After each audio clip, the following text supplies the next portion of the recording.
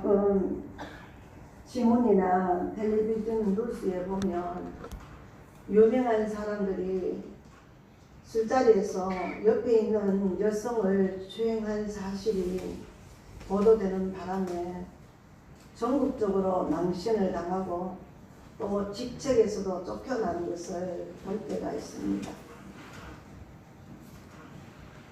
어떤 사람들은 이런 것을 술이 취해서 정신이 없었다고 핑계를 대는데 사실은 정신이 없었던 것이 아니라 정신은 있는데 술 기운을 빌려서 속에 들어있던 추악한 그 본성을 드러낸 것뿐입니다.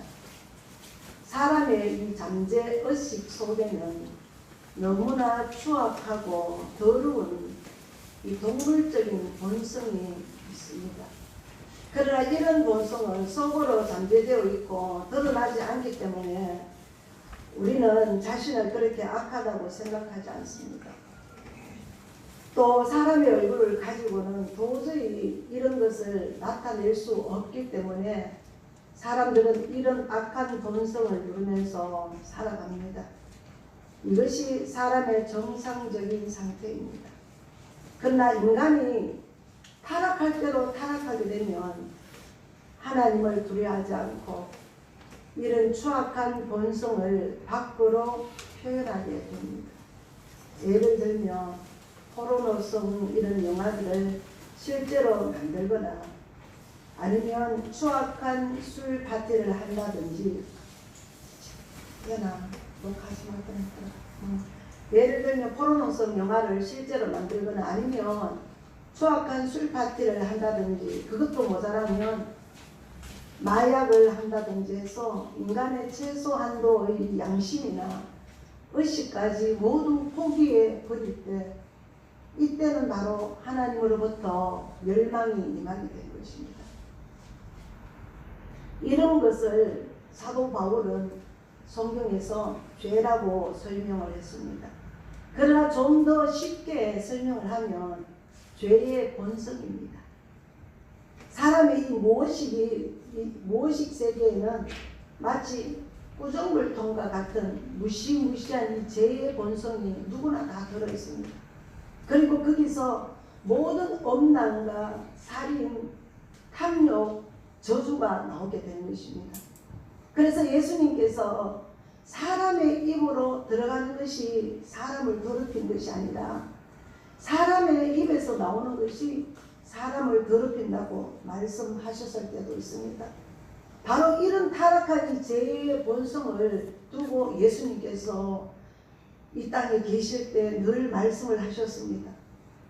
오늘 성경 말씀은 바벨론의 벨살살이라는 이 왕이 감히 하나님을 두려워하지 않고 인간으로서 지켜야 할 이 최소한도의 양심이나 체면도 지키지 아니한 채 하나님을 조롱하고 우상을 찬양하는 이런 술 파티를 하다가 하나님의 심판의 이 선고를 듣고 망한 것을 오늘 5장에서 보여주고 있는 내용들입니다.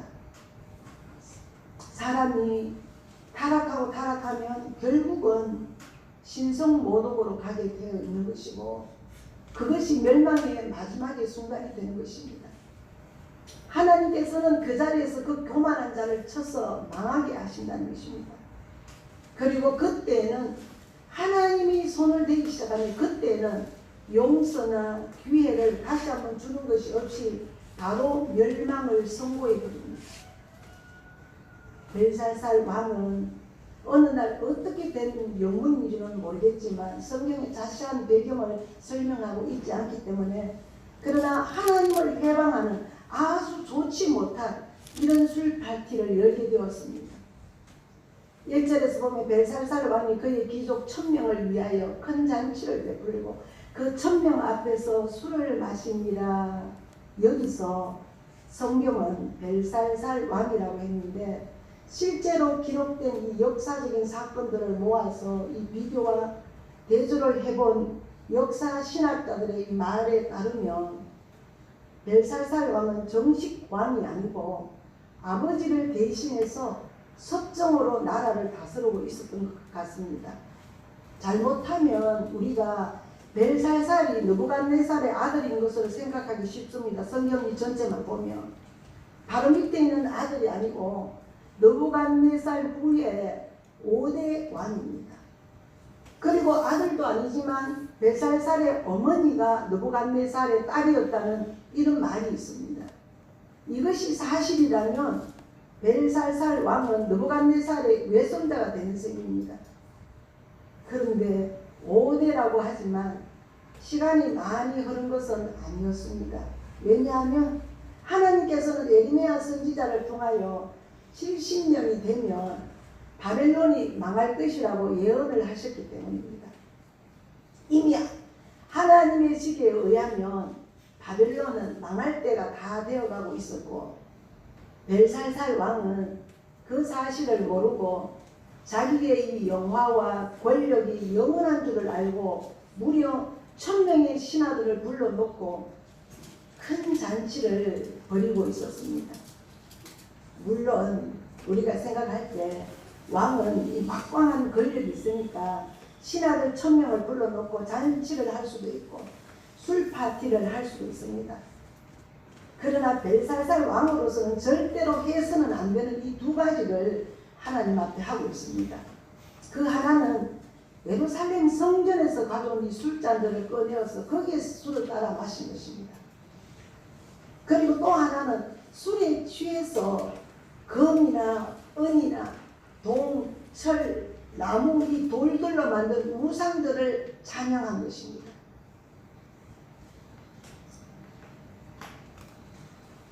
2절에서 4절 내용을 보면 벨살살이 술을 마실 때에 명하여 그의 부친 느부갓네살이 예루살렘 성전에서 탈취하여 온 금, 은 그릇을 가져오라고 명하였으니 이는 왕과 귀족들과 왕후들과 후궁들이 다 그것으로 마시려 함이었더라. 이에 예루살렘 하나님의 전 성소 중에서 탈취하여 온 금그릇을 가져오매 왕이 그 귀족들과 왕후들과 후궁들과 더불어 그것으로 마시더라. 그들이 술을 마시고는 그 금, 은, 구리, 쇠, 나무, 돌로 만든 신들을 찬양하니라. 두 가지 잘못을 하고 있습니다. 하나님 앞에.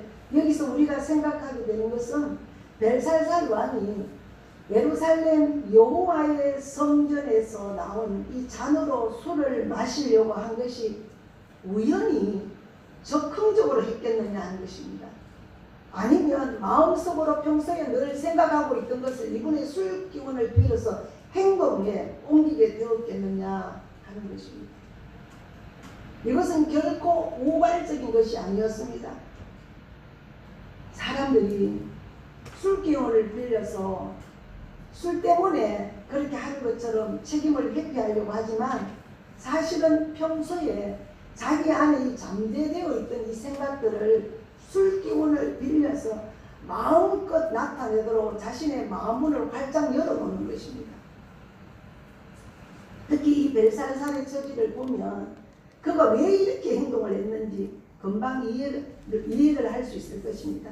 저 벨살살은 느부갓네살 왕이 직계 후손이 아니었습니다.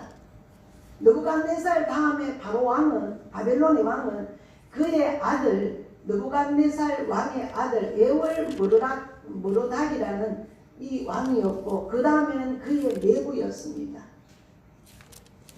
그 다음에는 내부의 아들이었는데 왕이 된 지 9개월 만에 죽어버렸습니다. 느부갓네살 왕의 손자가 죽었습니다. 그 다음에는 이 내부의 아들이었는데 왕이 된 지 9개월 만에 죽었으므로 그 친구 나보니두스가 왕이 되었는데 벨살살은 바로 이 나보니두스의 아들이었던 것입니다.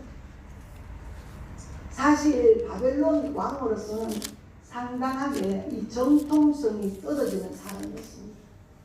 거기에다가 지금은 아직 아버지가 살아있어서 정식 왕이 되지도 않는 이런 상태에 있었습니다.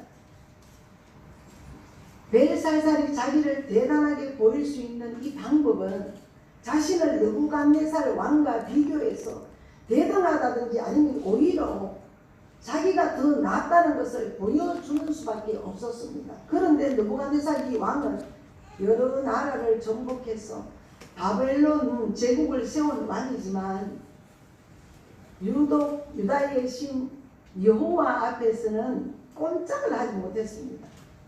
오히려 여호와를 참신이라고 이 느부갓네살 왕은 찬양하기도 하였고 유다의 신을 진심으로 두려워했습니다. 아마 이 느부갓네살은 그 후대의 왕들에게도 망하지 않으려거든 절대로 너희들은 유다의 하나님을 모독하지 말라는 이 유언을 후대들에게 했을 수도 있습니다. 왜 그런가 하면 느부갓네살 왕이 여호와 하나님의 말씀대로 자신이 미치광이가 되었던 적이 있기 때문에 그렇습니다. 하나님께서 느부갓네살의 온전한 정신을 거두어 가니까 느부갓네살 왕은 그날부터 짐승처럼 되어서 들에서 풀을 뜯어 먹으면서 무려 7년을 들판에서 살았습니다. 그러니까 벨사살이 자기가 느부갓네살 왕보다 더 나은 왕이라는 이것을 보여줄 수 있는 이 방법은 유다의 신이 아무것도 아니다는 것을 모든 사람들에게 보여주는 것이라고 생각한 것입니다.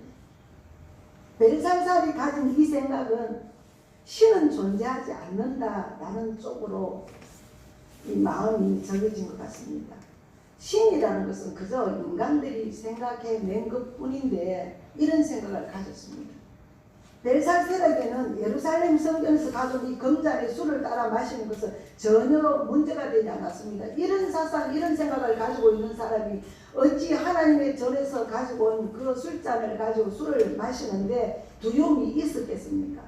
자기만 마신 것이 아니라 귀인들과 왕비들과 빈궁들까지 성전에 가지고 온 이 잔으로 술을 마시게 하였습니다.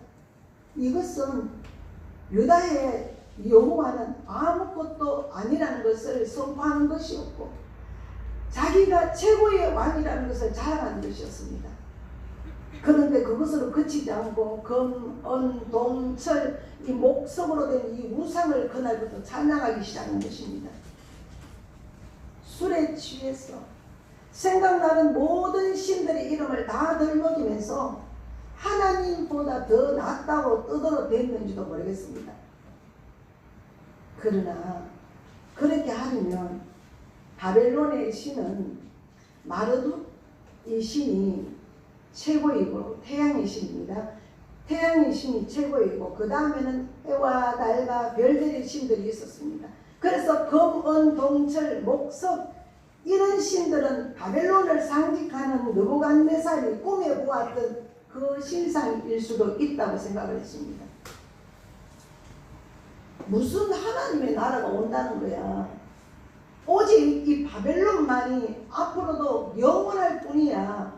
이런 식으로 하나님을 조롱했을 것입니다.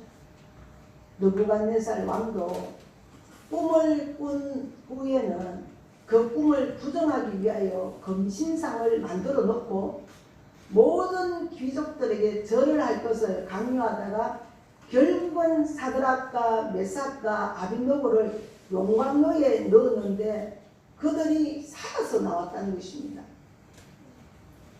결국 사탄은 하나님의 이 말씀이 성취되지 못하도록 늘 해방하고 대적하는 일들을 하는데 벨사살 왕도 느부갓네살 왕이 꾸었던 그 꿈이 결코 이루어지지 않는다는 뜻으로 하나님을 해방하는, 하나님을 모독하는, 업신여기는 이런 술 파티를 했을 수도 있습니다.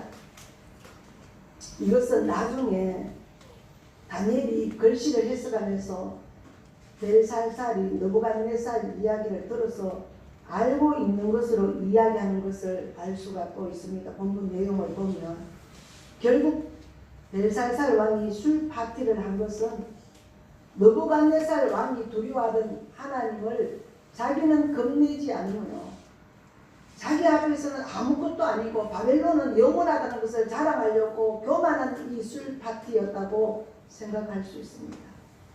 오늘 집사님께서 기도해 주셨습니다. 우리는 비록 세상 사람들과 같고 술은 마시지 않지만 이 술의 기운을 빌려서 말하는 사람들은 아니지만 그러나 이 코로나를 통해서 우리도 어쩌면 하나님 앞에 우리가 하나님을 절대 나의 주인으로 나의 신으로 모시고 나아가는 것이 아니라 많은 것들이 하나님을 섬기는데 희석되고 섞여버리고 또 세상과 타협하는 이런 모습이 우리 속에 있지 않는가를 우리가 한번 돌아봐야 될 때입니다. 하나님 외에 우리가 마음을 두는 것은 하나님께서 너무너무 싫어한다는 것을 성경을 통해서 우리가 볼 수 있습니다. 벨살살 왕이 한창 술에 취해서 하나님을 회방하며 우상을 찬양하고 있을 때 갑자기 한 손가락이 나타나서 벽에 글씨를 쓰기 시작하였습니다. 이것을 보고 벨살살 왕은 너무 놀라서 얼굴빛이 변하고 무릎이 떨려서 서로 부딪혔습니다. 우리 그 말씀 한번 보시겠습니다. 5절 6절입니다. 시작. 그때에 사람의 손가락들이 나타나서 왕궁 촛대 맞은편 석회벽에 글자를 쓰는데 왕이 그 글자 쓰는 손가락을 본지라 이에 왕의 저리던 얼굴빛이 변하고 그 생각이 번민하여 넓적다리 마디가 녹는 듯하고 그의 무릎이 서로 부딪힌지라. 아멘. 갑자기 술 파티를 하고 있는데 갑자기 벽에다가 손가락이 나타나서 글씨를 쓰는 것을 보고 벨살살 왕이 이렇게 놀랐던 것은 그가 무신론자이기 때문에 그렇습니다. 아무도 믿지 않았습니다. 그는 아예 아무 신도 인정하지 않고 신은 없다고 생각하고 큰 소리를 치고 있었는데 웬일입니까? 도저히 인간의 머리로서는 상상할 수 없는 큰 손가락이 눈앞에 나타나서 벽에 나타나서 글씨를 막 써내려가고 있습니다. 이것은 다른 사람의 말을 들은 것도 아니고 자기가 눈앞에서 지금 바로 목격한 일입니다. 신이 아니고는 할 수 없는 일이 지금 자기 눈앞에 벌어지고 있는 것입니다. 이때 벨살살 왕이 순간적으로 깨달은 것은 느부갓네살 왕이 평소에 말했던 것이 사실이구나. 그가 이것 때문에 그렇게 하나님을 두려워했구나. 이런 생각을 했습니다. 벨살살은 자기가 절대로 인정하지 믿지도 않았던 이 세계의 일이 자기 눈앞에서 일어나고 있을 때 신이 있다는 것을 인정하지 않을 수가 없었습니다. 우리도 이 세상살이 하다 보면 참 때로는 우리의 마음도 찢기고 또 환경, 건강 뭐 여러 가지 문제가 있을 때 정말 하나님이 계시는가? 하나님이 계신다면 나에게 어떻게 계속 연속적으로 이런 불행한 일들이 있을 수 있을까 하는 이런 생각을 우리가 할 수 있습니다. 그러나 성경을 보면 하나님은 살아계십니다. 하나님은 크게도 역사하시지만 때로는 아주 엄밀하게 작게 우리에게 역사하고 늘 말씀으로 말씀하고 계신다는 것입니다. 이 말씀을 절대 잊지 말아야 됩니다. 그 신이 오늘 그 신이 나타나서 자기에게 무엇인가를 말하고 있는데 이 벨살살 왕 그로서는 그것이 도무지 알 수가 없었습니다. 그래서 갑자기 그 손가락이 쓴 이 글씨 때문에 술자리의 분위기가 완전히 확 바뀌게 되었습니다. 그것이 이 글이 무슨 내용이냐 할 것입니다. 얼마나 두렵겠습니까? 한참 취기가 취해 있고 흥이 지금 올라있는 그 술파티 자리에서 갑자기 큰 손이 나타나서 그 벽에다가 글씨를 써내려가니까 얼마나 놀랐겠습니까? 벨살살은 자기는 나라를 다스려도 느부갓네살처럼 꿈이나 환상 같은 것을 보고 쩔쩔매지는 자기는 않을 것이라고 생각했는데 막상 벽에 써내려가는 이 하나님의 글씨 앞에서는 일체 다른 말을 할 수가 없고 다른 일을 할 수가 없었습니다. 그래서 벨살살 왕은 현상금을 걸어놓고 이 글의 내용을 알아내게 하였습니다. 그 말씀 우리 한번 보시겠습니다. 7절 8절입니다. 시작. 왕이 크게 소리질러 술객과 갈대와 술사와 점쟁이를 불러오게 하고 바벨론의 지혜자들에게 말하되 누구를 막론하고 이 글자를 읽고 그 해석을 내게 보이면 자주색 옷을 입히고 금사슬을 그의 목에 걸어주리니 그를 나라의 셋째 통치자로 삼으리라 하니라. 그때에 왕의 지혜자가 다 들어왔으나 명이 그 글자를 읽지 못하며 그 해석을 왕께 알려주지 못하는지라. 아멘. 이제 벨살살 왕은 천명의 기조 앞에서 완전히 벌벌 떨며, 그렇게 기세에 등등한 그 모습은 순간적으로 없어져 버리고 벌벌 떨면서 벽에 서인 이 글씨가 무엇인지 자기는 꼭 알아내어야겠다 했습니다. 왜냐하면 거기에 사람의 손이 나타나서 벽에 글씨를 쓰는 것이 아니라 거기에 있는 모든 사람들이 다 볼 수 있게 해서 내려간 것이 너무 두려웠습니다.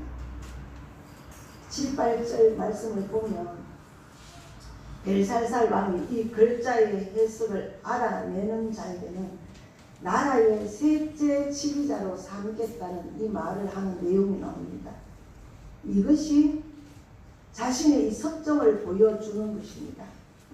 즉 왕이 아직 있고 자기는 둘째 지휘자인데 그 다음에 세 번째 지휘자로 이 지금 손가락에 나타나서 쓴 이 글자의 해석을 하면 세 번째 지휘자로 삼겠다는 뜻입니다. 그러나 아무도 그 글자를 읽거나 해석할 수 있는 사람은 없었습니다. 이때 벨살살 왕의 이 태후가 이 소식을 듣고 이 잔치 자리에 들어왔습니다. 이 태후는 왕의 어머니를 말합니다.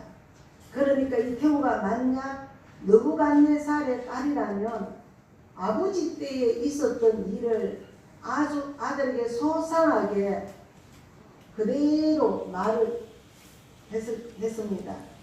그런데 이렇게 말한 것이 이상한 일이 아니었습니다. 태후는 벨살살 왕에게 왕의 부친 때에 벨드사살이라고 하는 다니엘이 신들의 지혜를 가지고 왕이 고민하고 있을 때 그 어려운 문제들을 잘 풀었다고 소개를 했습니다. 말씀 보시겠습니다. 10절에서 12절입니다. 시작. 왕비가 왕과 그 귀족들의 말로 말미암아 잔치하는 궁에 들어왔더니 이에 말하여 이르되 왕이여 만수무강하옵소서. 왕의 생각을 고민하게 하지 말며 얼굴빛을 변할 것도 아니니이다. 왕의 나라에 거룩한 신들의 영이 있는 사람이 있으니 곧 왕의 부친 때에 있던 자로서 명철과 총명과 지혜가 신들의 지혜와 같은 자입니다. 왕의 부친 느부갓네살 왕이 그를 세워 박수와 술객과 갈대아 술사와 전쟁의 어른을 삼으셨으니 왕이 벨드사살이라 이름하는 이 다니엘은 마음이 민첩하고 지식과 총명이 있어 능히 꿈을 해석하며 엄밀한 말을 밝히며 의문을 풀 수 있었나이다. 이제 다니엘을 부르소서. 그리하시면 그가 그 해석을 알려드리리다 하리라. 아멘. 다니엘은 느부갓네살 왕이 다스릴 때만 관직을 가지고 있었고 그 후에 다른 왕 때는 아마 관직에서 물러나 있었던 것 같습니다. 그런데 그 전에 가졌던 직책은 모두 종교적인 일을 총괄하는 이 책임자로 있었던 것입니다. 바벨론 안에 있는 모든 무당 전쟁이 박수들이 다 모여 있는데도 다니엘은 능숙하게 그 일을 아주 잘 감당했던 것 같습니다. 그의 지혜가 그만큼 뛰어났고 타종교나 타문화에 대한 이해도도 아주 뛰어났던 것 같습니다. 태후는 이런 다니엘을 불러야 한다고 지금 왕에게 권면하고 있습니다. 그리고는 다니엘이 그 자리에 있었더라면 일이 이 지경까지 오지 않았을 것이라고 생각한 것 같습니다.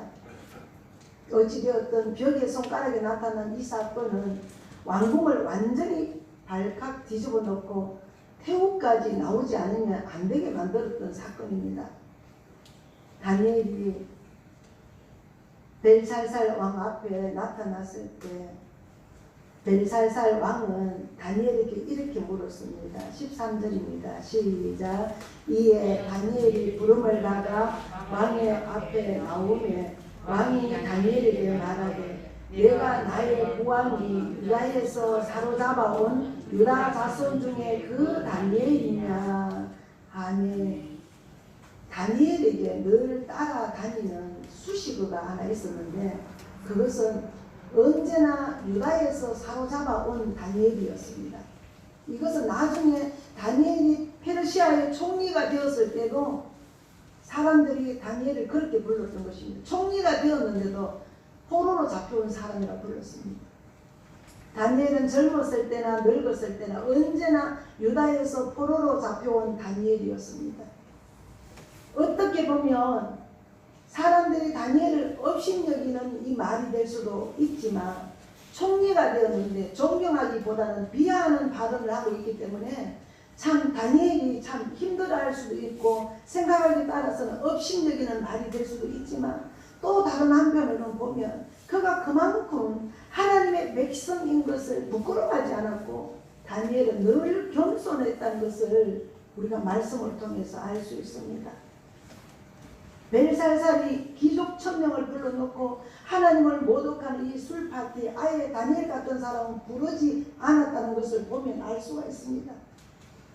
벨살살 때 다니엘이 관직이 없어서 빠졌는지 아니면 그가 하나님의 종이기 때문에 일부러 뺐는지는 정확하게 기록하지 않았기 때문에 알 수는 없지만 어쨌든 이런 파티 자리에 다니엘이 빠진 것은 얼마나 다행인지 모릅니다. 벨살살 왕은 다니엘에게 자기가 태후에게 들은 바를 이야기를 합니다.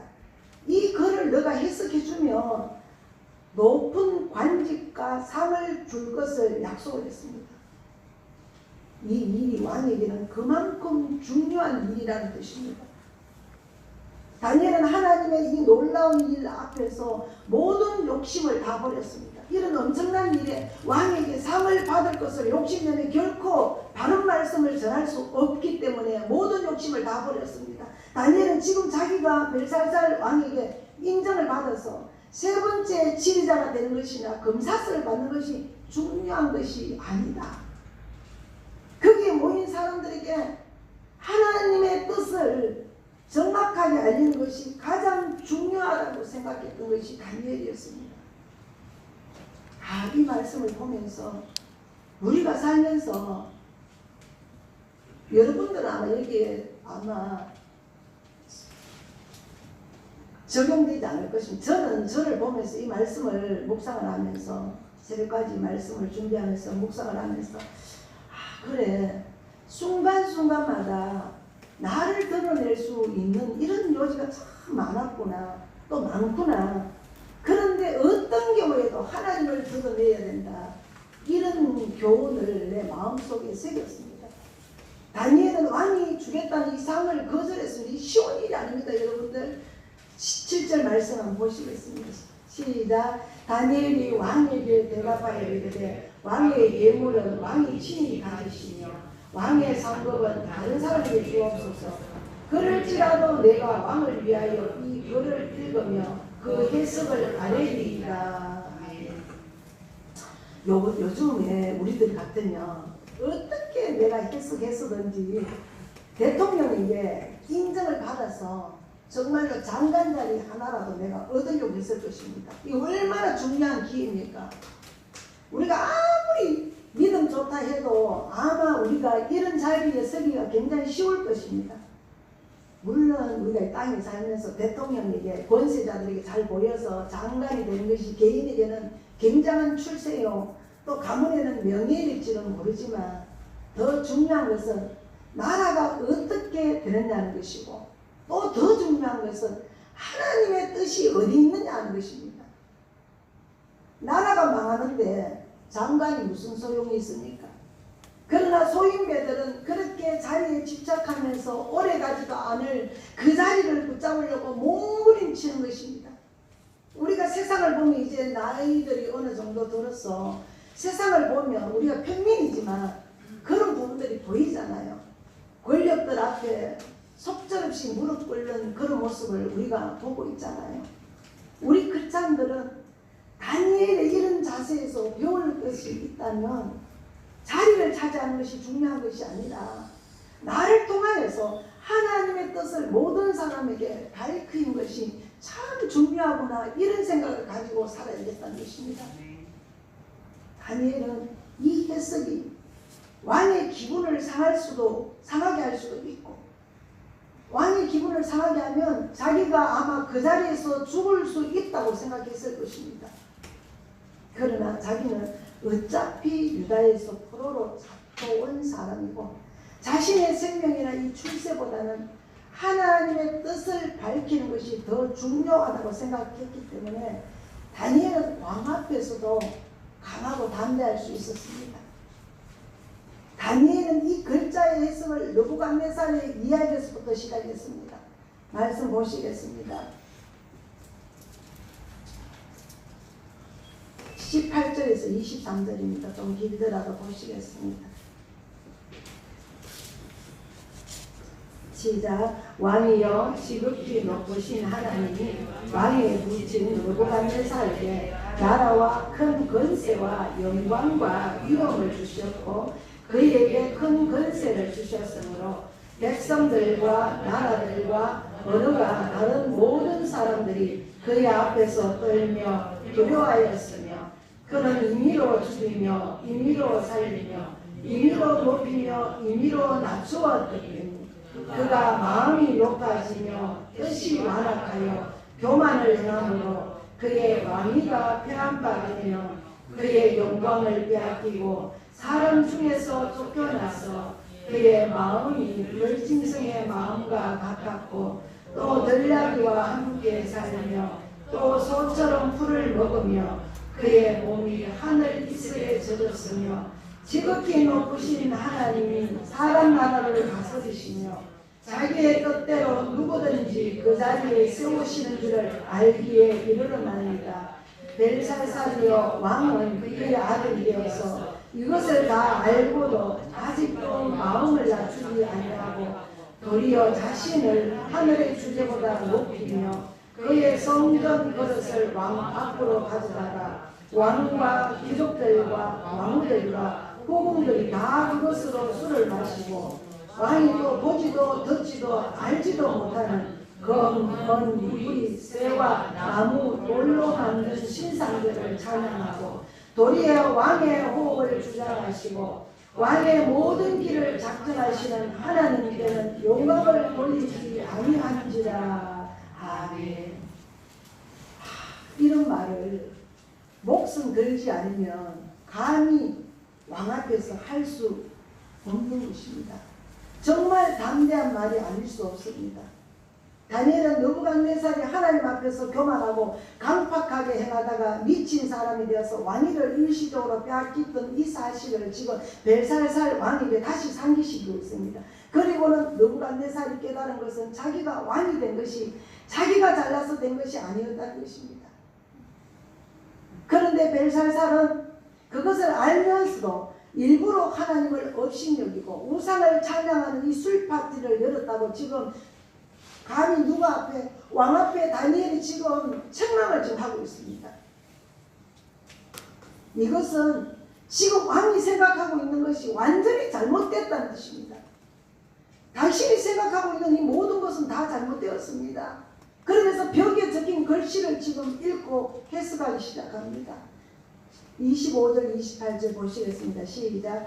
기록된 글자는 이것이니 곧 메네 대결 누가시니라. 그 글을 해석하건대 메네는 하나님이 이미 왕의 나라의 시대를 세워서 그것을 끝나게 하셨다 하며 대결은 왕을 저울에 달아보니 부족함이 보였다 하며 베레스는 왕의 나라가 나뉘어서 메대와 바사 사람에게 준바되었다 하면이다 하니. 아멘. 메네는 세다라는 뜻입니다. 그러니까 메네 하면 다 센 것입니다. 날짜가 다 채워져서 이제 끝이 난 것입니다. 그리고 대결은 저울에 달다는 뜻입니다. 벨사살 왕은 하나님의 저울에 달았을 때 무게가 아주 가볍게 나타난 것입니다. 그는 그만큼 하나님 앞에서 가치가 없는 사람이었습니다. 그리고 오바르신이라는 단어 속에 베레스는 나눈다는 뜻입니다. 즉 바벨론의 나라가 메대와 바사의 두 나라에 의해서 이제 앞으로 삼켜지게 될 것이라고 말하는 것입니다. 여기서 중요한 것은 하나님의 시기가 있다는 것을 알 수 있습니다. 이 하나님의 시기에는 어느 누구도 물리칠 수가 없다는 것입니다. 하나님의 시기가 다 되면 사람도 끝나고 나라도 끝나고 맙니다. 우리가 늘 우리가 중보기도 했습니다. 이 주보에서 보면 오늘 제가 어제 저녁에 주보에 이름을 빼면서 참 마음이 설설하고 이렇게 가슴이 허전하더라고요. 이승수 권사님 어머니께서 소천을 하셨는데 우리가 병원에 입원하는 날부터 가서 복음을 전하고 또 영접 기도를 시키고 또 따라 하시고 그냥 그렇게 했습니다. 그렇게 했는데 참 그걸 보면서 참 인생이 허무하구나. 아무것도 아닌데 우리가 정말로 영원토록 살 것 같이 행동하고 살았구나. 이런 그 후에 이런 어떤 마음이 밀려오는데 너무너무 서글프더라고요. 너무너무 서글펐습니다. 사람은 때가 되면 죽는 것은 정한 이치고 때가 되면 우리가 이 땅에서 살은 그 흔적대로 주님의 저울에 달려서 하나님의 시간에 우리는 다 떠나고 마는 것입니다. 우리가 할 수 있는 것은 아직 우리에게 시간이 주어져 있을 때 엉뚱한 짓을 하지 말고 하나님께서 주신 일에 충성을 다하는 것이다. 이런 생각을 했습니다. 쉽지는 참 않습니다. 우리도 오늘 모양은 다르지만 오늘 벨살살 왕과 같은 어쩌면 순간순간 하나님을 업신여기고 또 하나님 아버지의 마음을 아프게 하고 또 우리의 언어나 우리의 몸짓이 아버지의 마음을 아프게 했고 또 아버지와 함께하는 성도들을 아프게 할 때가 참 많았구나. 또 우리가 그런 것들을 생각하면서 참 많이 아프더라고. 아무것도 아닌데 그러면서 후딱 모든 것이 다 그냥 탁 나아 보이더라고요. 그래서 제가 어떤 분하고 통화하면서 그 말했습니다. 이제는 그 의분도 일어나지 않는다. 그냥 주님이 인도하시면 따라갈 뿐이다. 내가 할 수 있는 것이 아무것도 없다. 그랬더니 목사님 그 의분이 없어지면 그러면 율법이라도 살아 있어야 되지 않겠습니까? 그래야 가르치지 않겠습니까? 했는데 가르칠 것이 무엇이 있겠느냐 내가 그렇게 했습니다. 그냥 저도 하나님을 따라가고 여러분들도 하나님 따라가고 하나님의 그 시간에 하나님의 저울에 달려서 오늘 벨살살 왕같이 우리가 가벼워서 정말 아무것도 아닌 가치 없는 사람이 아니라 주님이 달았을 때 우리의 무게가 나가는 하나님의 시간에 하나님 앞에 설 때 부족함이 없는 저희들이 되기를 원합니다. 이것저것 이짓저짓 우리가 하다가 시간을 다 낭비한 후에 울고 불고 해봐야 아무 소용이 없는 것입니다. 벨살살 왕의 경우가 바로 그랬습니다. 벨살살은 다니엘의 책망과 해석을 듣고는 화를 내면서도 다니엘을 죽이지 않습니다. 오히려 자기가 처음에 말한 대로 다니엘에게 상을 주고 그 나라의 세 번째 지휘자로 삼았습니다. 그런데 그날 밤에 벨살살 왕이 죽임을 당하고 다니엘을 세워놓고 자기는 죽임을 당하고 바벨론은 망해서 메대와 바사로 나누어지고 맙니다. 벨살살이 다니엘을 죽이지 않고 약속을 지킨 것은 나름대로 자기 잘못을 뉘우치고 새로 시작을 한번 해보려고 한 것이 아닐까 생각을 해보게 됩니다.